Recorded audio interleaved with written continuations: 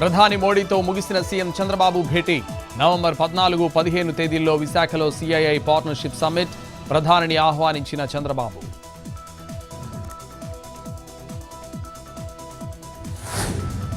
సంక్షేమ విభాగాల ఉన్నతాధికారులతో సీఎం రేవంత్ సమీక్ష.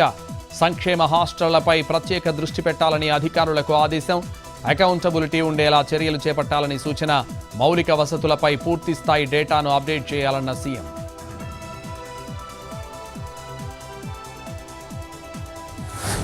మంత్రులెవరూ నాపై ఫిర్యాదు చేశారని అనుకోవడం లేదు. నాపై కంప్లైంట్ చేసేందుకు ఛాన్సే ఉండదు. నేను ఏంటో అందరికీ తెలుసన్న మంత్రి పొంగులేటి.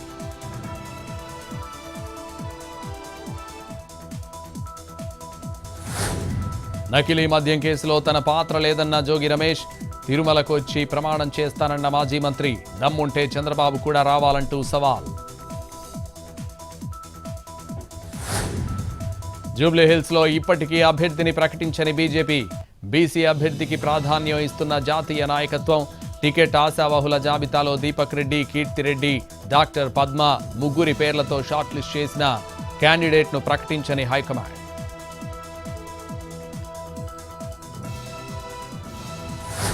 కల్తీ మద్యానికి వ్యతిరేకంగా నగరిలో వైసీపీ ర్యాలీ. లిక్కర్ స్కామ్ అంటూ తమపై తప్పుడు కేసులు పెట్టారన్న రోజా. కర్మ ఎవరిని వదిలిపెట్టదన్న వైసీపీ నేత. వారు చేసిన తప్పులతో వారే దొరికిపోయారన్న రోజా.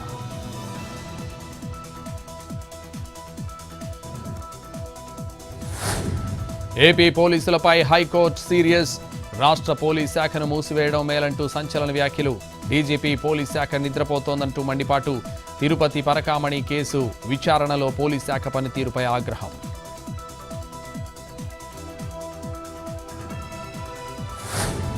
విద్యుత్ యాజమాన్యంతో విద్యుత్ జేఏసీ కీలక సమావేశం. వేతనాలు, సర్వీస్ హక్కులు సహా 15 ప్రధాన డిమాండ్లపై చర్చ. ఒక్క హామీ కూడా నెరవేర్చలేదంటూ మండిపాటు. ఎల్లుండి నుండి సమ్మెకు పిలుపు.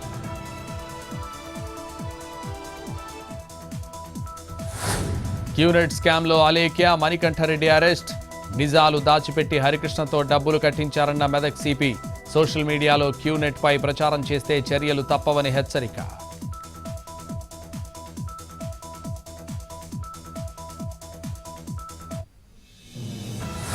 ఖమ్మం మున్నేరు వాగులో పెరిగిన వరద ఉధృతి. నీటిలో చిక్కుకున్న 3 ట్రాక్టర్లు వదిలేసి ఒడ్డుకు చేరుకున్న కూలీలు, డ్రైవర్లు.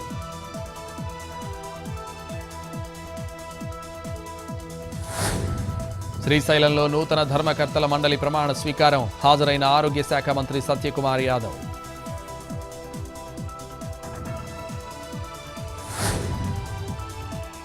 ఏపీలో పలు జిల్లాలకు వర్ష సూచన. బంగాళాఖాతంలో కోస్తాంధ్ర మీదుగా ఉపరితల ఆవర్తనం. 2 రోజుల పాటు భారీ నుంచి అతి భారీ వర్షాలు పడతాయని హెచ్చరిక. ఉత్తరాంధ్ర, రాయలసీమకు భారీ వర్ష సూచన.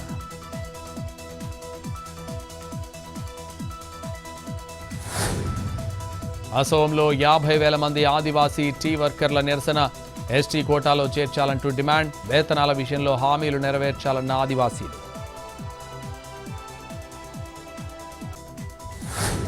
ఆర్థిక శాస్త్రంలో 3 నోబెల్ అవార్డు.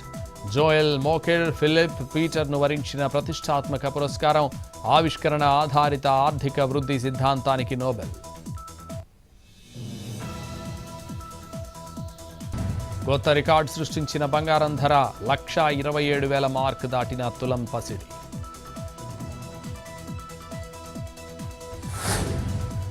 బంగారానికి పోటీగా దూసుకుపోతున్న వెండి ధరలు. కిలో 1,97,000కు చేరుకున్న సిల్వర్. ఒక్క రోజులోనే కేజీపై 5,000 పెరుగుదల.